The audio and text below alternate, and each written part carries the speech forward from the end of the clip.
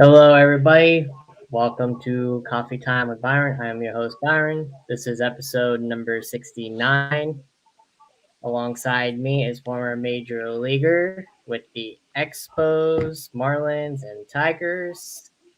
And I want to say, are you still currently a broadcaster or no with the Blue Jays? Yes, I am, Byron. Thanks for having me. I am working with Perfect. Sportsnet in Canada. That is our national network and is the network that airs every Toronto Blue Jays game. And I work alongside Jamie Campbell on our pre and post game show. It's called Blue Jays Central, 30-minute show before every game. And then we come in during the game a couple of times with some comments. And then we wrap it up post game. So we are on every single game. We do 162. I work about 135, 140 games a season. So I gotta ask you, did you ever think about that? Oh yeah, we growing up. Oh yeah, I'm going to be an analyst growing up. Did you No, ever think?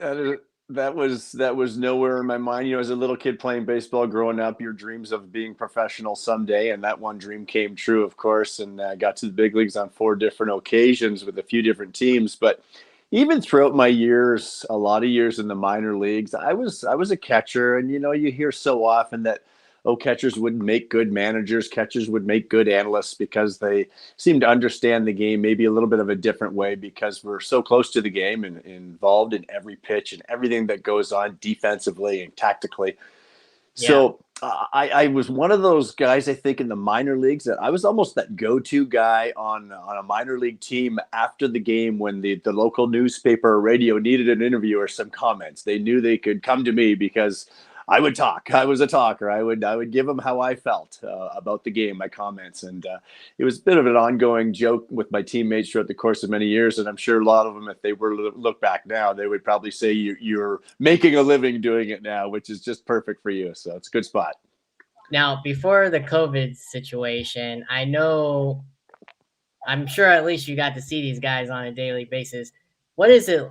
What is it like working with Buck Martinez, who's a legend, and guy who does ESPN ultimately too will be, and did he does your games broadcasting as well, Dan Schulman, who also will be a legend in his own right broadcasting. What's it like working with those guys? Are they as cool as they seem like on TV together? Yeah, and before I even get into answering that, Byron, I have to add one more name, and it's Jerry Howarth. Jerry Howarth is a legendary radio voice for the Toronto Blue Jays I for forgot about him. I heard many, many years. And when I began my career, it was in the radio booth alongside Jerry. I worked 4 years with him. forgot about him. And in terms of just coming into the business, you can't ask for a better mentor. And I say mentor because he literally guided me along. I'd never done this before. Hmm. And he knew that I was aware and had some baseball insight from my days playing and that I could provide a lot of analysis. But he was teaching me every step of the way, the broadcasting tricks of when to come in with your comment, when you need to wrap it up so that he could call the pitch, all of those sorts of things that make the broadcast dance a little bit and make it flow better. And from my very first year, luckily for me, Sportsnet allowed me to fill in on the TV side. Buck Martinez had a partner at that time in the name Pat Tabler. They still work together. So when Tabby would take a vacation, a weekend off or whatever, I would fill in for 3 games. So I think I did 10 or 12 games my first couple of years, which was great experience. But mention Buck's name, there's another guy that I couldn't ask for a better mentor because there were so many times that we're on that television broadcast or in our production meetings or taping our opening before the show. And I might be once, twice, 3 times, and I'm butchering my lines. So we got to retape. And I'll never forget the one day when he finally looked at me, he stopped, he just looked right at me. He said, "Look in that screen and just pretend you're talking to your son about baseball." And it was almost like this huge weight came off my shoulders. I'll never forget the moment because I try to remember it all the time now. Sometimes, you get on air and the lights go on and you get too formal. And I've continued to work in my career, broadcasting career now at that after 8 years to get better in that regard. And I think we can always, all of us can get better a little bit each day. And so those are some of the things that I try to continue to keep in the back of my mind. Jerry would help me with my grammar. He said, it's not you're gonna do something, you're going to. Gonna's not a word, and it's not there's 2 outs. There are 2 outs. And so he would correct me. And he always said that the reason he did those things is because he knew that I could handle it. He knew that I had started at a pretty high level for never doing it, and that he felt that I could even go higher. So I am forever grateful to Jerry and to Buck. And then, of course, in working with Tabby and I are best buds down on the field during BP some days. And then with Dan Schulman. And I've done a couple spring training games with Dan when he's filled in, and he's doing more on our network here in Toronto. So I'm very fortunate to come into a business that really had no experience. I'll have little kids and kids from broadcasting school say, where did you go to school? I said, well, I didn't go to broadcasting school. I was a former player, and I got thrown into this, and Yeah, you had to crazy on the spot. yeah, crazy circumstances, and you just kind of learn as you go. But as I said, even from the very first day, I felt that I could talk baseball and analyze the game, no problem. But it's a whole different ball game when you're doing it on radio, and then of course on TV now when things become a little bit more time sensitive. So going back to the names you mentioned, forever grateful to have worked with those guys early on in my career. Now, as a player, would you honestly, that's more difficult than, especially since you do it on TV, that's more difficult than actually playing the game? I know you're on TV playing the game, and the cameras are there watching you, and plus you got to do interviews there as well. What you're doing now, is that more difficult than being a player itself? Yeah, it's learning a new skill for me is what it is. Now I've been doing it for 8 years, so I've got some experience. And I think anybody would agree with me that experience is a wonderful thing in life, no matter what we're doing. Whether you're studying for exams, whether you're working as a teacher or a plumber or an electrician, wherever you are, the more experience you get, the more comfortable you're going to be, the more comfortable you're going to be handling adversity. And in the sports broadcasting business, what that means is you're in the middle of your comments analyzing Vladimir Guerrero's swing, and the producer's in your ear saying, okay, you still have another minute. And when I thought we were wrapping it up in 20 seconds, so I'm going to stretch it out a little bit now. So those different things. So I would say as a player, you're doing something you love. You're doing something that you're good at. That's why you're doing it. So Right. there's a comfort zone there. And you're not really I'm not too, worrying about cameras when you're playing baseball. You're so focused on the task at hand. So in answer to your question, absolutely. Broadcasting brings you all kinds of different challenges, but experience is a wonderful thing. And I think I'm in a very different spot right now than I was, of course, when I first started. Now, before we jump into your career, I got to ask you, uh, first we'll get into it with the division wise, and then we'll get into it with your Blue Jays. That the AL East. I know Orioles are still rebuilding, but hey, they'll get there eventually. They've got some good pieces. Of course, you got the Rays, who always seem to have a good team, talent wise. That front office always seems to find good players. Can't stand the owner, but at least they find good players. Then you got, of course, the Yankees and Red Sox, who still buy their players, but although they're kind of afraid for that, this is a tough division, more tougher than my NL West, I'd say, because I'm a Padre fan. I'd say that's more tougher than the NL West. But what's it like being a part of that division? Because you played it when you were with the Blue Jays in your brief time there. How difficult is that division? I didn't play in Toronto in the big leagues. I was with the Tigers when I did play in the American League, but I grew up. I'm right now in Windsor, Ontario, and that's right across the border from Detroit. So I grew up a Tigers fan from a very young age. And now working in Toronto, it's about 3.5 hours from where I am. But the old Tiger and Blue Jay rivalries were wonderful back in the 80s, the old AL East days. But with the divisions changing the way they have, until they change again, the Blue Jays are just in tough. I call it it's the beast of a division. It's the AL beast because Tampa has now entered it. And it used to be that you've got the Yankees and Red Sox every year, and all they are two teams that have the ability to spend a lot of money. Now, spending money does not mean you're going to win, but it sure helps. And those two teams are always going to be lurking around. If they do have a down year, it's probably not going to last too long. And I think with the Rays, they've just snuck up here over the last 6-8 years where it's like, wow. So they're doing it on a low payroll. They've got a secret sauce there down there in St. Pete, and they're doing something that other teams just haven't quite figured out yet. So you've got three very, very good teams. And that's how you get four teams winning 90-plus games in a division. It was unbelievable this year. And it's not going to get any easier because I could see those same four teams being very similar this coming season. So let's hope we have baseball, but I can see it again. So No chance. So you just got to keep battling. And I know for the Blue Jays' sake, what since Mark Shapiro came along and Ross Atkins is the general manager, we have heard him say numerous times, talk about competitive advantages. And I'm sure it's a real lingo term in the business world and in baseball now too. But you have to find every edge that you can get. Yeah. Because you're already behind the eight ball, paying out all these salaries and all of your expenses in U.S. dollars, and most of your revenues are in Canadian dollars. So you're already behind the currency exchange eight ball. That's a tough one. And then, of course, with recent times with the pandemic, and you don't have fans in your stands, so it's been very, very difficult.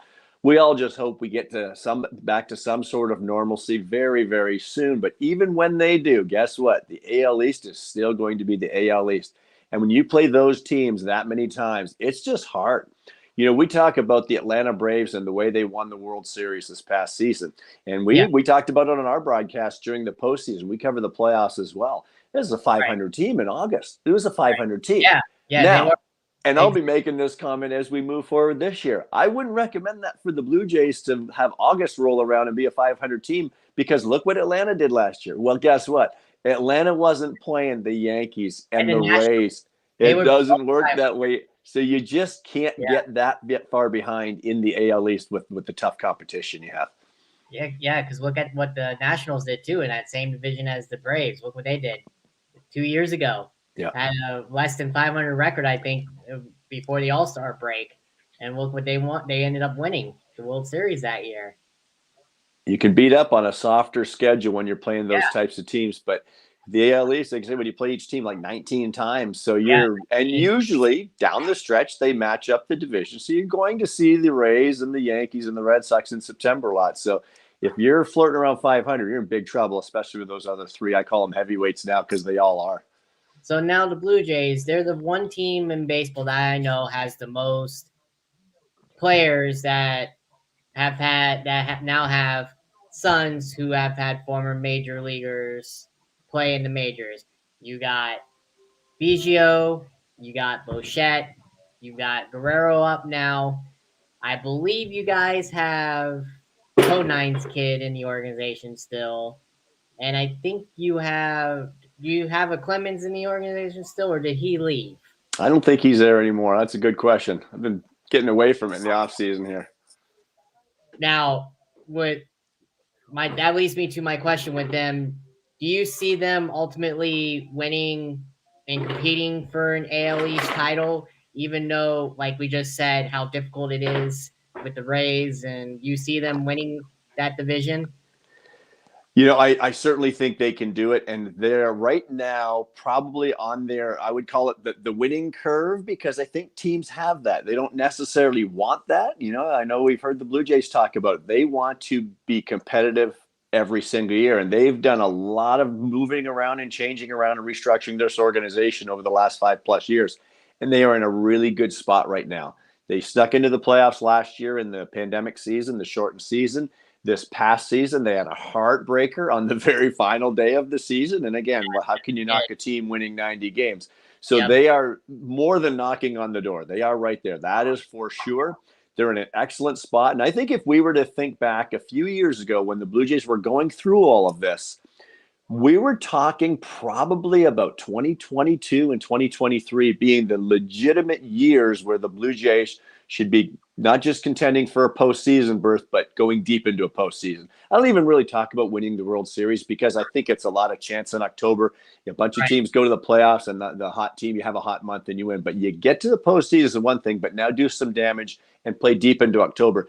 I think this team is there now. And I think 2022 is exactly where it was earmarked because 21 would have been maybe a little optimistic and they had an excellent season. So it's all there. And I think with what they did too, tough when you lose an MVP candidate, Marcus Simeon, Yeah. and a Cy Young winner, Robbie Ray. Right. Very difficult to replace that.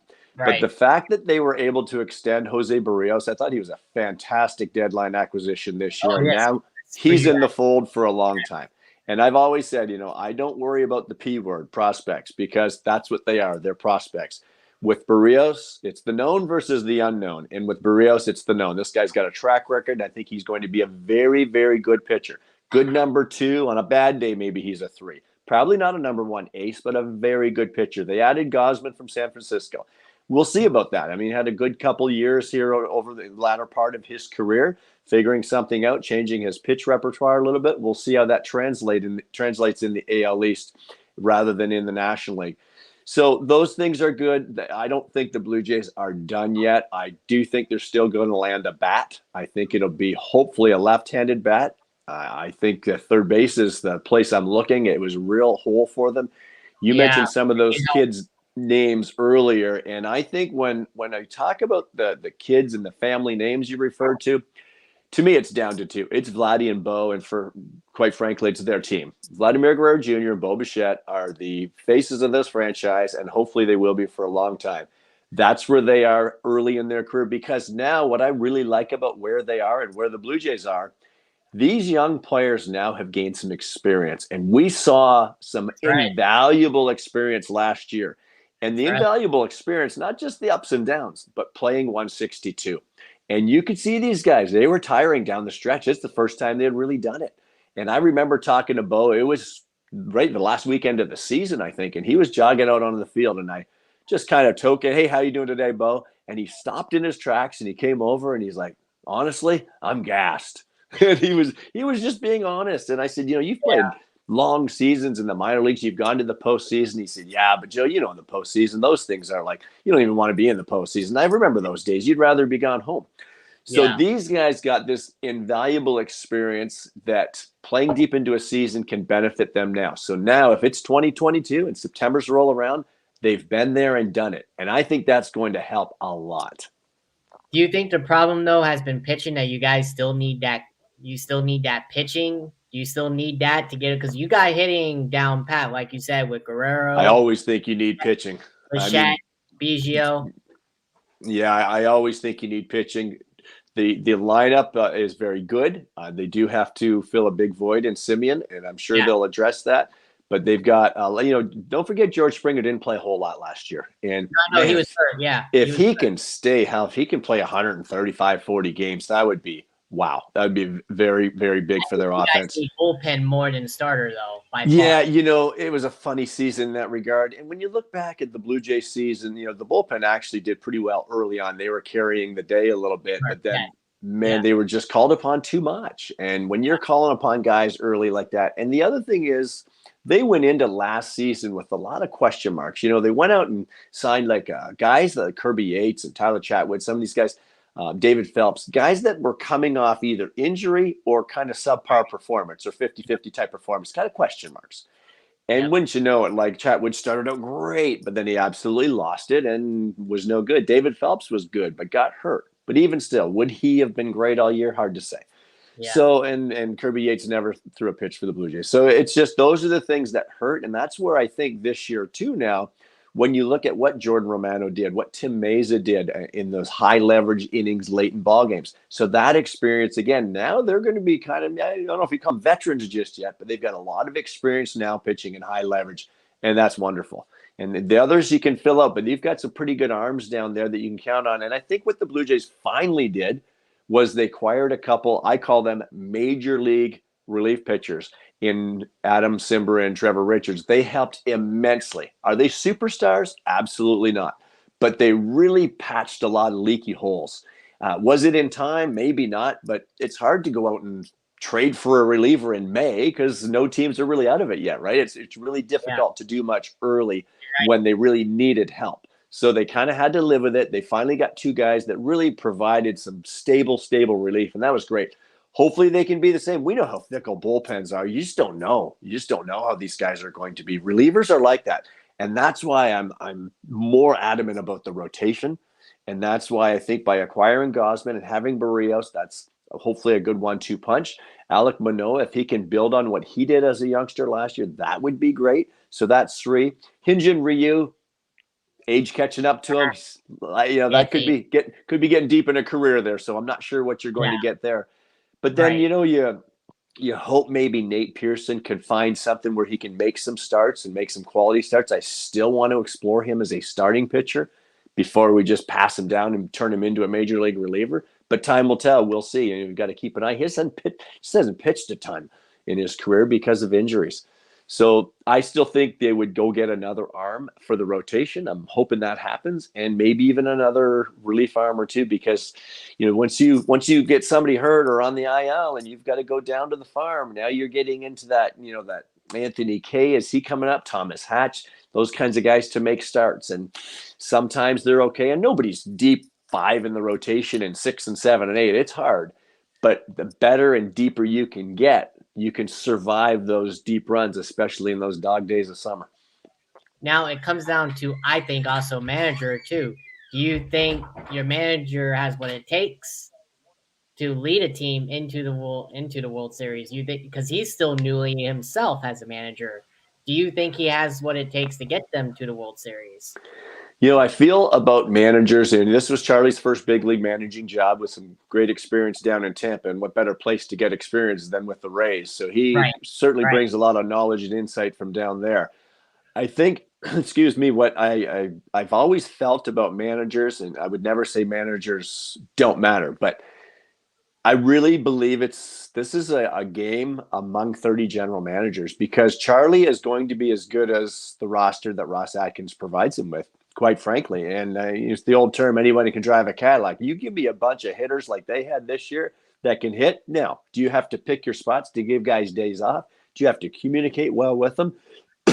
Excuse me. Absolutely. That's how you manage. You're managing people, you're managing personalities. But can Charlie do anything about what happened to their bullpen last year?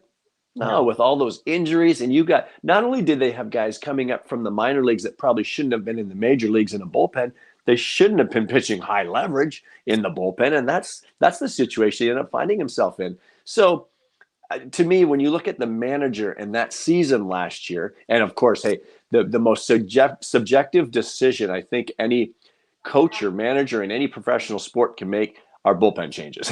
So Yeah, true. we can tear those to pieces day in and day out. And I've always said the right decision is the one that works at the end of the day.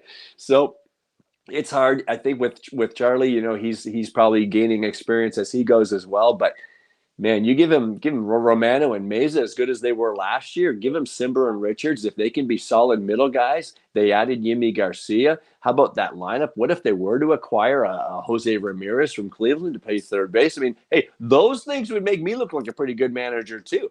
So That's true. you That's do have to steer the ship. So in answer to your question, yeah, I think he can do it, because you just need to put the pieces in place. And then what he does is he has to guide the ship and steer the ship over a 6-month season, and hopefully into October. Now, let's talk about one of your former teams that you played for, the Expos.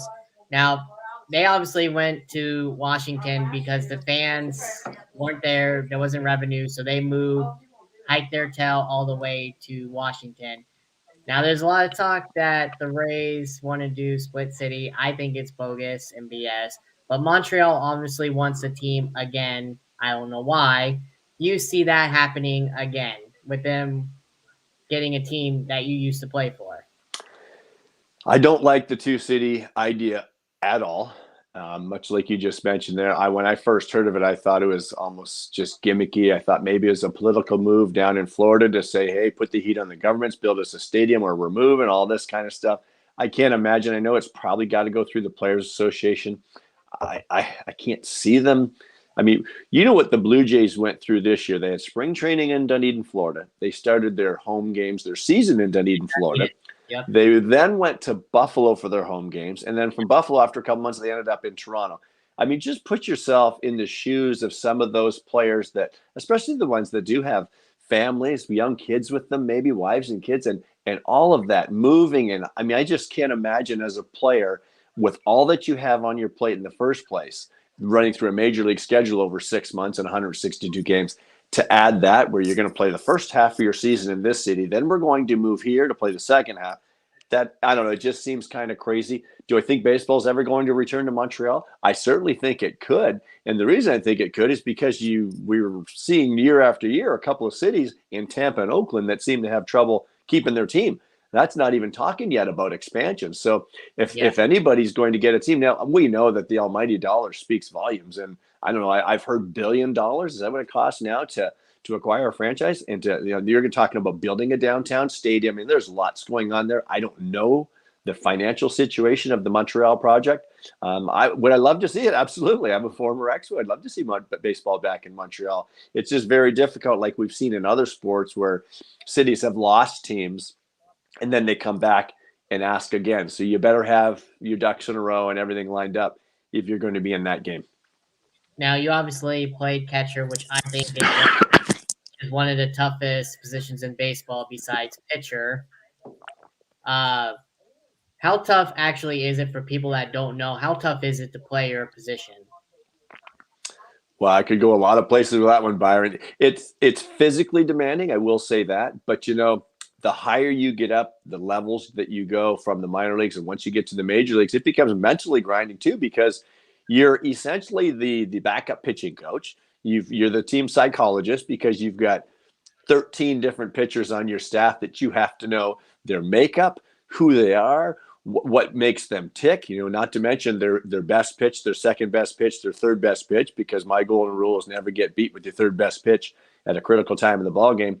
But when I say psychologist, it's because you need to know how to handle the guy back there, because when you go out to the mound and talk to him, if you're a guy that is motivated by me getting in your face and yelling at you and getting into you, then that's what I'll do, because I know it works for you. So that means, hey, let's go get that curveball down, bury that thing, get it down in the zone. Let's get this guy right here. I can do that with some guys. Other guys aren't motivated that way, and they actually might kind of crater a little bit. It doesn't work for them. So I have to know that guy too. And that's the guy I might go out there and say, hey, despite those last few hits, they're hitting the ball hard, but they're making some good pitches. You're right there. Let's go. We're one pitch from getting out of this. See the different approaches, two very different approaches. And it's not one good, one bad. It's knowing your pitchers. And I think that's the most important thing as a catcher. I was fortunate coming up with the Expos in the minor leagues. Rick Williams was our pitching coordinator in the minor leagues, son of Dick Williams. And I can't thank him enough. He was my, I would say, mentor in the minor leagues as a catcher. Now, he was a pitching coordinator, thinking, what's the connection? Well, catchers spend a lot of time with the pitching coordinator, because I remember being, whether it was in spring training or a lot of instruction leagues we spent, and we play instruction league games. And in terms of calling a game, we didn't wear wristbands back then. It was all right here. You had to know the hitter, know your pitcher, strengths and weaknesses of both, how you're going to attack that hitter, thinking 1 and 2 and 3 pitches ahead of time, how you're going to sequence things. And when we came to the dugout after the inning, I might sit down on the desk on the dugout right next to him. He'll say, why the 1-1 changeup to that second hitter? What were you thinking? Mm-hmm. And you better have an answer. So that's how I learned how to call a game. So I would have to give him that answer. I would say, well, we had just come fastball in. I thought we'd go down and away with a changeup. And then I'd go a step further and say, if we missed and he laid off and it went to 2-1, I was going to go back sinker, 2-seam fastball away. If we got him to chase, I was going to come up and in again, or have that reasoning for not just the previous pitch, that pitch, and where you're going next. So those are the things he taught me in terms of calling a game. So you learn that coming up through the minor leagues. And by the time I got to the major leagues, now it was just all about learning the scouting reports of the hitters, going over with my pitching coach what the strengths and weaknesses are. But now you can do that and work with each and every pitcher. So, excuse me, mentally, that's the most important part of the ballgame, I think, behind the plate. And for me, I wasn't a guy that hit much. My strength was defense, and that's why I got to the big leagues 4 different times. So I had to make sure I maintained that as my strength. Physically, it's physically demanding. You're crouching 300 times, 200 times a night. That's just the way it is. And spring trainings are brutal because you're catching bullpens all day. You're catching 5 and 6 guys in the bullpen. And batting practice is usually at the end of the day if they have time for you. I'm sure things have changed a little bit, but physically and mentally, it can be draining. And I'm sure there's a reason why some catchers don't quite finish at their position in terms of their ends of their careers. So your time in the majors when you were catching, did you have any difficulty with any pitchers you caught for? Did they shove off pitches, or how were they, or who gave you hassles as a catcher? That's a great question. As soon as you started asking that question, something came to my mind. So I would say, first of all, overall, that was kind of the strength of my game. So I gained the trust of pitchers rather easily. And I think even when I got called up to the big leagues from AAA, wherever I was, and whether it was with the Expos or Tigers or Marlins, they knew why I was called up. I was called up because I can do a good job behind the plate. That's why I was there. So that part of it wasn't a real problem. Now, I do have a funny story. We were playing 1993, I was called up in the Expos, and we were playing at Wrigley Field in Chicago. Mm-hmm. And I got to start an afternoon game, and Dennis Martinez was pitching, old Dennis Martinez. And he was a guy that we go over our game plan. He wanted you to set up way off the plate. So let's say it's a right-handed hitter. He wanted me like, here's the plate. He wanted you like over here, like way over, like almost off the plate. Then the reason he wanted that is because he didn't want to miss on the plate. So he was adamant about that too. Really wanted you to move. Well, I was doing that in the game. And the umpire's like nudging me back there saying, hey, get back over here. You're going way too far. Like I'm almost out of the box there. And I said, hey, that's the way he likes me to set up. Just doing what I'm told, working with my big guy out there. And he would the umpire got a chuckle and all. But after the game, the funnier story, my family was in town. We went out to Harry Carey's restaurant. Well, Harry was there. So I thought, I got to go meet Harry Carey. So I walked up to him, told him who I was. Oh, Joe, he said, so I got a question for you. He said, and he asked me that question. He said, why the heck you're setting up so far off the plate with Martinez pitching there? Looked like the umpire wanted you to pull you back in. He literally asked me why. So I don't know if he made a comment during his broadcast about it, but that was the reason. Dennis wanted you over here because if he was going to miss, he wanted to miss on the corner. He didn't want to miss on the half or middle of the plate. So funny story. Everybody's different. But and the other one, I think, when I was called up with the Marlins in '96, two big arms, Kevin Brown and Al Leiter. Oh, yeah, those two. Yes. Yeah, caught both of them. And those two names strike me because I think Kevin Brown could have won the Cy Young that year. It was just, unfortunately, we're a bad team. But he had a heavy sinking ball, and he was a bulldog, come right at you. And then Al Leiter, he was that lefty. He threw a cutter.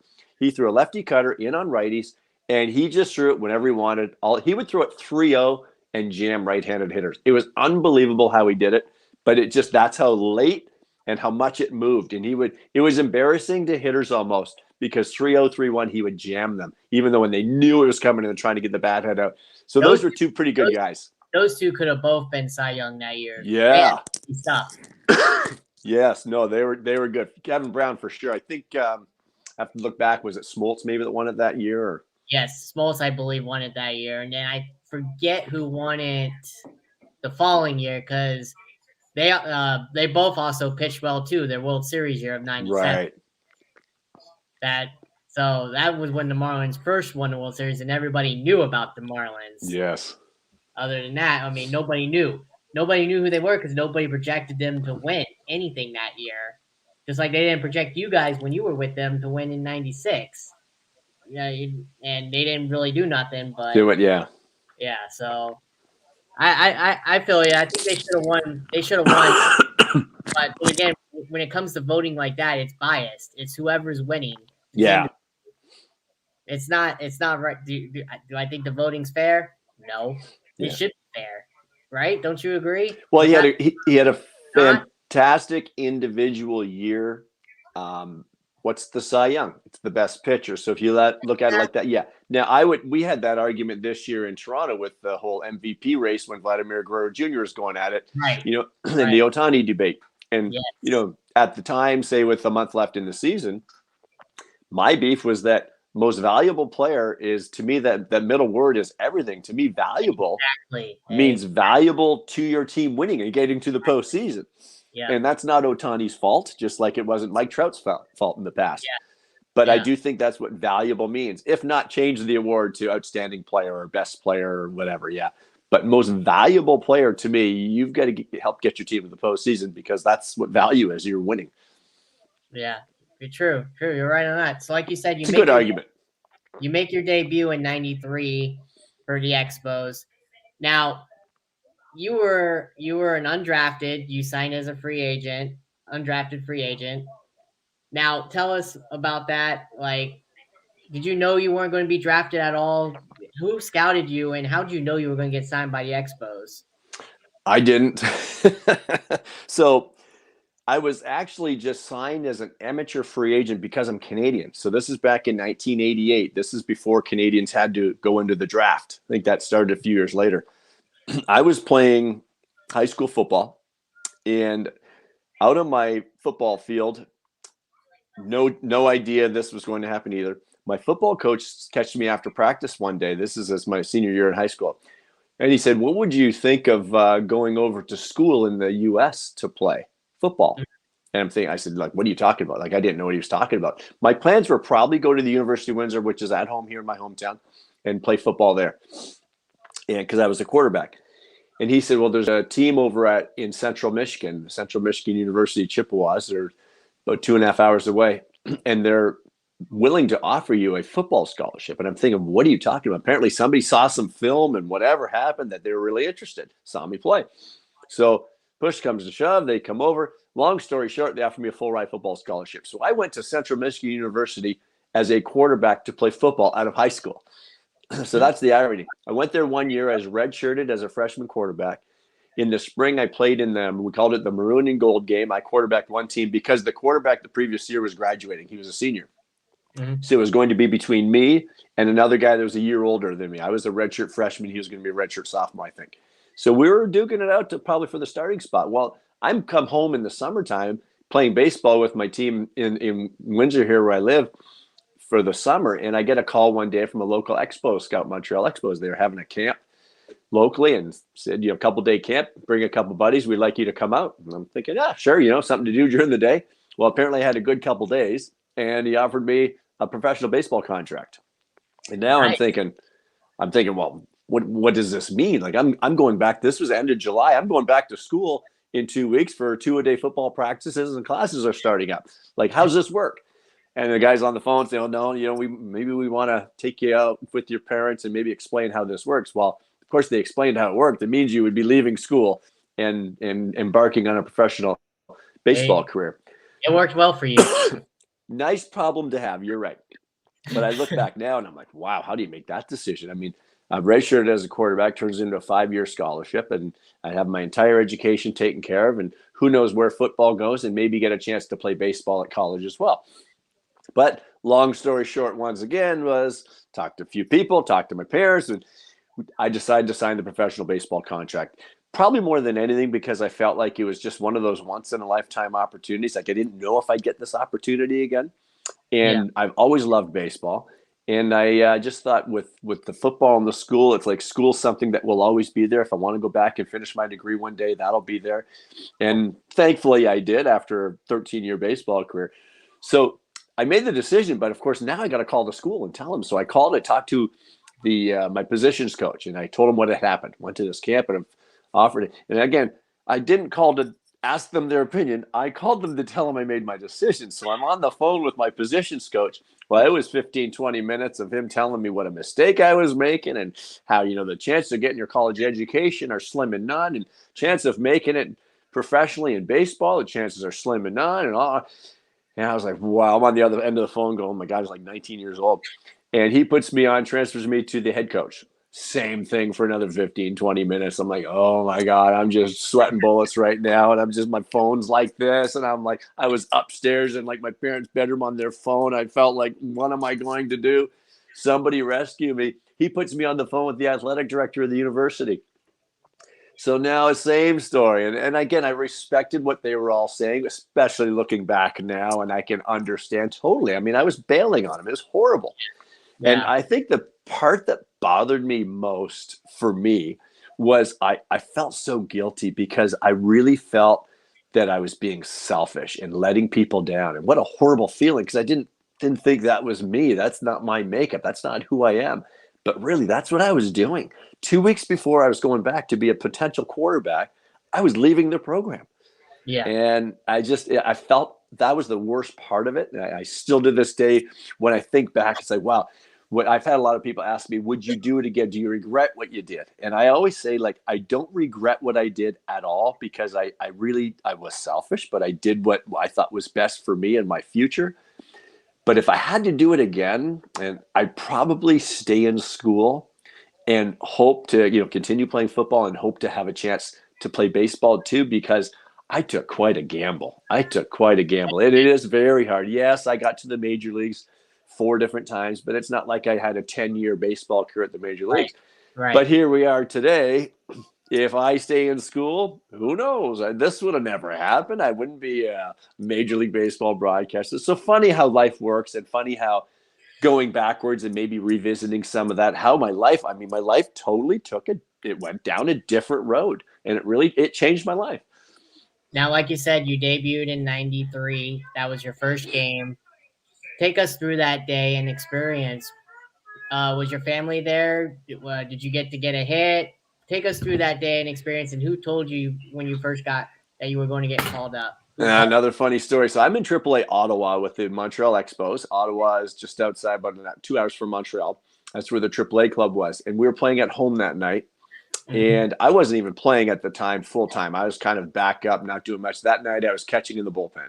We lost a game late. I don't know if it was in the extra innings or what, but came in the clubhouse after the game. You had to walk up a long tunnel to get to the clubhouse. And I remember walking to my locker. But then the manager's office he had to walk through our clubhouse also. And then around the corner was his office. Well, my manager was Mike Quaddy. That name might ring a bell. He managed in the big leagues a bit for the Cubs, I think.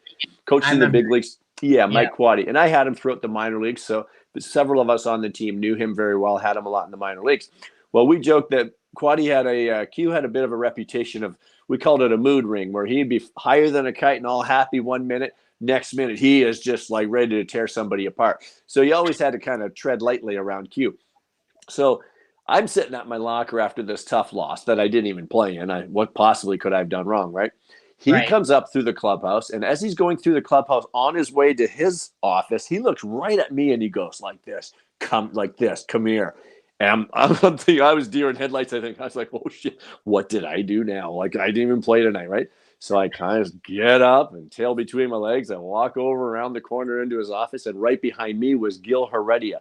Gil had pitched in the big leagues a little bit, I think, with Montreal at the time already. So Gil and I are going to the office, and we sit down, and Quaddy's sitting, leans back in his chair, and he puts his feet up like this, and he said, "You guys are going to the big leagues." And I looked at him and see, like, I think I said, like, "Yeah, right. You're joking, right?" And he looked at me, kind of raised his eyebrows like that. He said, "I'm serious." And I just, Byron, my body went numb. I think I was just, I mean, this is why you play the game in the minor leagues for so many years, right? You're always, how many times in the minors as guys we would talk as teammates, and we always talked about if that call ever came and what it'd be like. And there it was. I was living it. And it just, there was a tingling sensation through my body, like, oh my God. Now, right away, the first thing I thought was, first of all, how am I don't even think I was hitting much. I told you I wasn't much of a hitter, but I'm thinking, what's the situation in Montreal that they'd want, obviously, a catcher that can play defense, because that's what I was. Well, Felipe Alou was the manager in Montreal.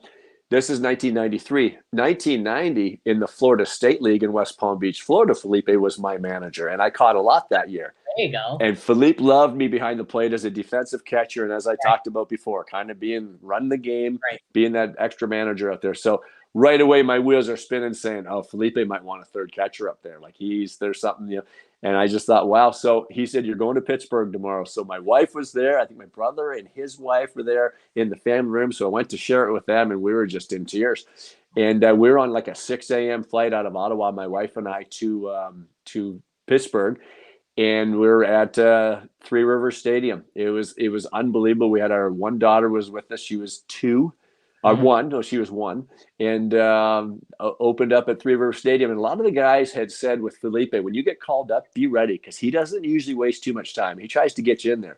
So I was like, okay, I'll be ready. Well, sure enough, it wasn't the first night. I don't think, I'd have to look back. I think it was the second.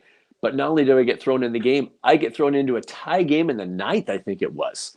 And whether it was a double switch or something. So I think Jeff Shaw was pitching, and then Tim Scott came in. We ended up losing. It didn't end well, but very memorable to say the least. And I felt good about it, because it was great that my manager, of course, your first big league call-up, had that kind of confidence in you to put you back there behind the plate in such a tight game. And I knew Felipe had that confidence in me. Now, let's unfortunately talk about your final game in the majors. Did you honestly know it was going to be your final game in the majors, or did you want to try playing again in the majors? I know your last team was with the Red Sox in the minors. Yeah. That's all you made it to. But did you think it was going to be your final game in the majors? No, it was 1998. I had actually became a minor league free agent before the 98 season. And I had jokingly said to my agent when I was a minor league free agent, I said, I was going out to, he was debating on, calling teams and seeing if there was going to be any interest. And I had heard on a sports update, we get the Detroit radio stations here in Windsor. And I heard on a sports update that the Tigers had just traded their catcher. I don't know if it was Matt Walbeck or whatever it was. They had traded their catcher. And my wheels started spinning thinking, I'm kind of getting late in my career here. I wonder if the Tigers would want a veteran kind of guy in AAA. Never know. So I Yeah. got home and I called my agent and I told him that story. I said, hey, why don't you inquire about the Tigers, see what they say? He's like, sure, whatever you want. I said, well, this just happened. I just heard about this trade. Maybe they're looking for some depth, whatever. Mhm. And he said, sure. Well, no sooner he calls me back the next morning and he said, do you want to be a Tiger? And I said, are you kidding me? So I did. So I was up in 1998 with the Tigers, and of course, getting back to my last major league game would have been with the Tigers in Toronto. How ironic is that? As a Tiger Yeah. in Toronto, late September of '98, I signed back with them in '99. I was in Toledo the whole season, and that's when I was thinking about probably retiring and moving on. My wife and I we just had our fourth child, so we were busy, and she had been working here, and I was that type of player. I mean, I could have kept playing probably for a long time, but how much did I want to be away and do back and forth? Right. So it just got to a point where it's like, you know what? If I'm a minor league free agent, if somebody calls, I'll entertain it. Maybe I'll try one more year, but if not, I'm not going to pursue anything. Well, sure enough, the first day as a minor league free agent, this is going into spring of 2000 now, was the Boston Red Sox, because a lot of their executives and brass were same people from that were in Montreal back in my day. So I got a call from Kent Qualls. He was their minor league coordinator at the time. So I signed with the Red Sox, went to big league camp with Boston in 2000, went to AAA Pawtucket. I was there playing part-time with another Tim Spear, another veteran catcher. The irony of that, though, was my wife and I had been talking. It was like 1st of June. We'd been talking for about a week about maybe this is it. It was far away. Here she is with 4 kids at home, and I'm playing part-time in AAA. It's just, what do we, like, even a call up to Boston now is not sounding too intriguing in September. So it's like, maybe, that's when that when you hear athletes say maybe that fire is going out. So we had talked about it. So I made the decision. Go to the ballpark. I don't know what the exact day, but it's first week of June. Go to the ballpark that day in Pawtucket, and I'm going there to speak to Gary Jones, my manager, to tell him I'm done. I'm retiring. I'm taking it to the house. I'm going home. And I get to the ballpark, and I got there early too on purpose, but the lineup was already posted. Well, I'm in the lineup. So I thought, what I'm going to do? I'm going to play the game, my last game, and I'll go in right after the game and tell him. Well, if you remember the name Tomo Oka, pitched in the big leagues a few different times. Yep, I do. I catch the game. Tomo pitches a perfect game. So I caught a perfect game. So now it's like, now what am I supposed to do, right? I'm not going to go into the office and tell the manager himself. Everybody's celebrating. The guy threw a perfect game, and everybody's just elated in the clubhouse. Everybody's partying, and the last thing I want to do is rain on that parade, right? So Yeah. I waited till the next day, early in the afternoon, came in and told my manager that was it. My plan was to do it yesterday, but so talk about what a way to go out. Yes, I caught a perfect game, my last professional game of my career. Wasn't by design, just the way it kind of worked out. Now, like you said, unfortunately, you weren't known for your hitting, like you said. And unfortunately, his stats show that. But out of the pitchers you faced, though, I know there had to be a pitcher that you did not like facing that had filthy stuff. Yeah, I mentioned that last. Who was that pitcher? Well, if you want one name, my very last weekend, it might have been my last game. I have to go back to the old box scores. But that final weekend that I played for Detroit in '98 in Toronto, I faced Roger Clemens. Woohoo, yeah. Yeah, so it was a Cy Young year, maybe it's back-to-back Cy Young years. Yeah, he was nasty. He was throwing 98, 99 with that splitter. He was filthy. Yeah, and I mean, for a guy that's struggling to hit in the first place, I was just trying to survive up there. Yeah. And you obviously I mean, you were a starter. I mean, you weren't really a backup, were you, at all? I don't think you were technically, were you? Well, when I got to the big leagues a couple times, when I first got called up in the Expos, I was kind of that third catcher where Felipe wanted because he would do the double switches in the National League game and all. But there were times when I got called up with Florida, with the Marlins. At that time, they were the Florida Marlins. And in '96 and then in '98 with Detroit, I played a fair bit because the other guys were hurt. So I got pretty lucky. I was fortunate to kind of play a fair bit for the time I was there. The Marlins, I was there for a shorter time. But for Detroit, I was up. Raul Casanova, the catcher, pulled a hamstring. I thought I was just going to be up for a couple of weeks. And I remember walking out of the bullpen. We were in Baltimore, walking from the bullpen after a game, and we were going to fly back, I think, get on the plane. And he was due to come off the injured list. And I thought for sure I'm going back down to AAA. So I thought I was just done. Well, as we're walking back, somebody says, "Did you hear what happened to Casanova?" Well, I think he got hit by a pitch and broke his wrist or something. He's going to be done for the year. And I kind of went, "Oh, like you never wish anything bad upon people." But that turned out to be, I think, the reason I ended up staying in Detroit the rest of the season. So I got some fair bit of playing time, yes. So now a couple more questions before I let you go. I know we went a little bit over, but I just got a couple more I got to ask you, and then we'll be done. All right. The first one is the ballparks that you played in. I know they were mainly football stadiums, like you said, like Three River, Pittsburgh, where you were in. You can kind of say your Expos one was because that was kind of like a football stadium. I don't care what anybody says, that was turf. Houston Astrodome, all those domes, and then other football ones. How difficult would you say it was playing on those? Because I know it had to be difficult, especially as a catcher. It had to be difficult. I'm going to turn it around on you, Byron, and I would say actually it did not impact me as a catcher as much because as a catcher, you're on the dirt behind home plate 90% of the time, right? So it was actually for me, it didn't really matter a whole lot. In fact, I liked playing on turf because I thought the turf was faster and I might have a chance for a ground ball to get through a hole for a base hit. But most of the infielders, especially in Montreal, it was not good turf. And that just wasn't good. And we know the horror stories we hear of Andre Dawson and those guys. Like, yeah, it just was not very good. It was very hard. And I know we know now that the technology has made turf a lot softer, a lot more durable. And right. in Toronto, there's some very nice turf. Guys don't complain too much about it at all. But yeah, honestly, in terms of being a catcher, it didn't impact me a whole lot because I'm back there doing my thing on the dirt. And now, final question before I let you go is, do you honestly think there'll be a season this year? And when do you think they'll actually start playing? Oh, man, you got another hour? I do think there'll be a season. The bigger question is when that starts. I think anytime we get into the early part of February, now you're starting to worry about a delay to the start of spring training. And anytime we start talking about a delay to start of spring training, you're getting possibly into a delay to the start of the season. Now, we know deadlines are deadlines for a reason.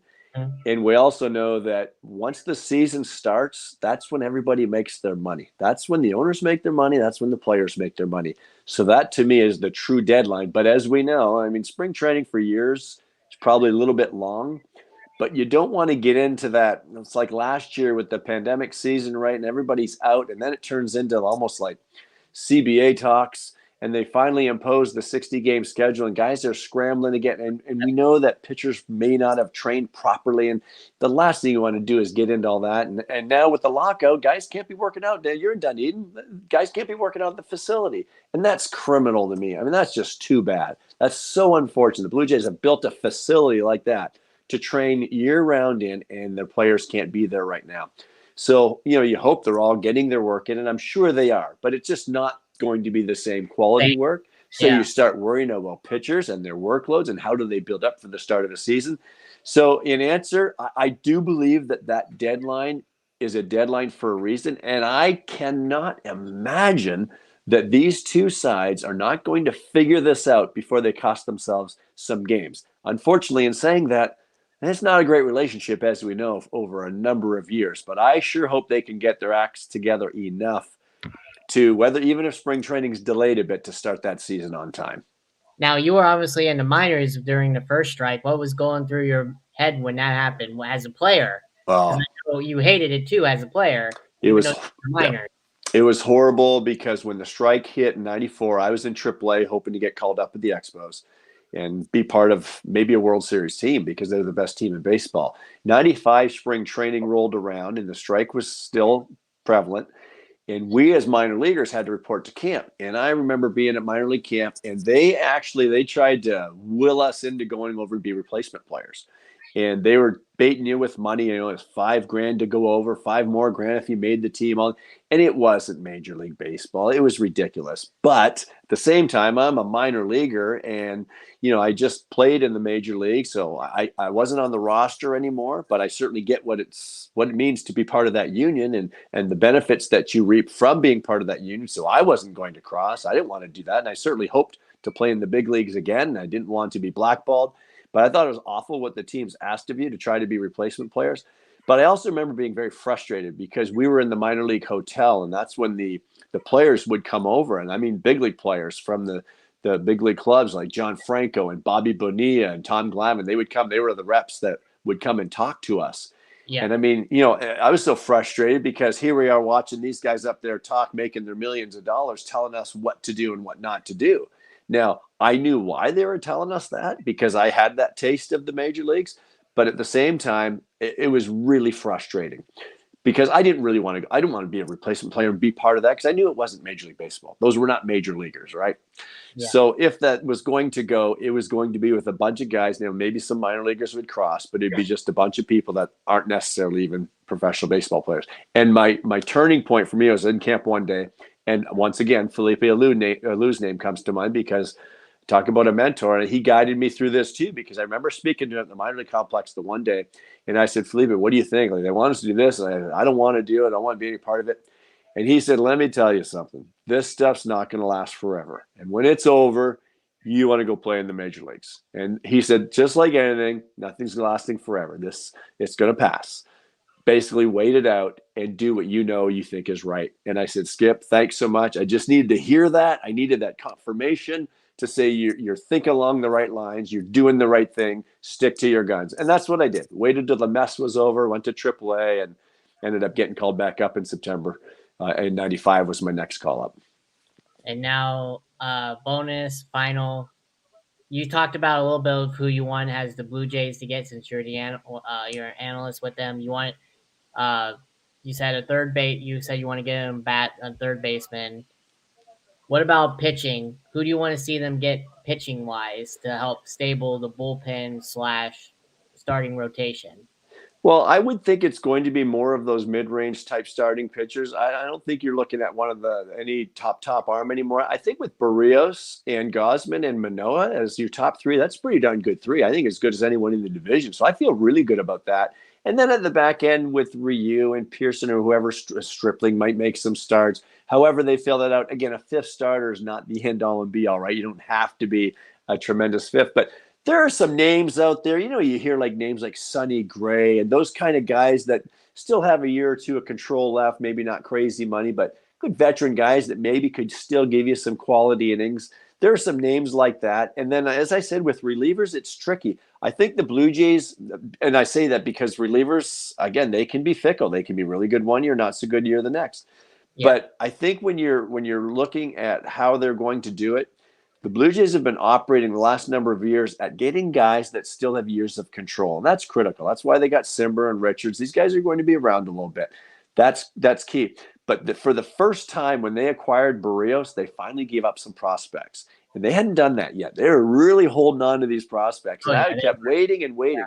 But they did it. And I think because they know the time is now. It is go time for the Toronto Blue Jays right now. If this lockout were to end in the next couple of weeks, and I know it's not going to in the next couple of weeks, but when it does, I got, time might be short, but I got a feeling they're going to still make another impactful move or two. I think so too. To help this team compete in the East. I think so too. And I think you're right. It is. I mean, you got a core of young players and you got veterans mixed in with that lineup. Same with the pitching too. Like you just said, you got veterans, you got youngsters. I mean, it's a good combination to compete with any team, I'd say. I really do. And especially in the AL East, which the division is, like we talked about earlier, hectic.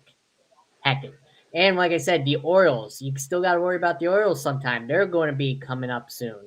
Well, it'll be a while for the Orioles, but I think the bigger thing too is when the two names I keep mentioning, Bo and Vladdy. I mean, you can't keep just missing the playoffs because pretty soon you're going to open your eyes and they're going to be free agents if they don't extend them. So Right. that's the other thing too, is when you talk about salaries, Blue Jays are about to spend. They're spending. Nobody can say the Blue Jays are cheap. That's for sure, because they've gone out and spent some money these last few years, and they got some big bills coming up if they were able to extend either one of Bo or Vladdy, because that's going to be big time money. Exactly. Well, I do appreciate your time. I'm sorry we went over, but hey, I still had fun. I hope you did as well. My pleasure, Brett Myron. I'll stay in touch. I got you on Instagram now, so yeah, we'll keep in touch during the season if that happens again. God forbid. I hope it does. Yeah. It was fun. I'll send you the episode when we're done here, and yeah, stay safe out there. All right. All right, Byron. Thank you. Yep. You're welcome. No problem. Anytime. And thank you too again. Have a good night. All right. Take care. You too.